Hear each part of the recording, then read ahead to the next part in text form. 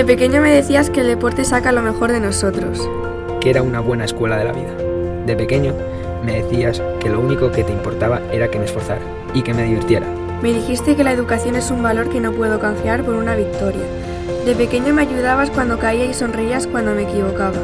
De pequeño me decías que lo importante no era ganar, sino jugar con ganas. Decías que el deporte me daría salud y compromiso.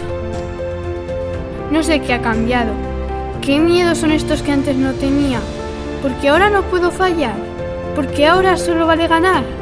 ¿Por qué me dejas hacer trampitas? ¿Por qué no me corriges cuando tomo el camino equivocado? ¿Por qué no me dejas aprender sin equivocarme? ¿Por qué ahora el deporte no tiene que sacar lo mejor de nosotros? No lo entiendo. Antes era divertido. El deporte puede sacar lo mejor de nosotros si ponemos lo mejor de nosotros en el deporte.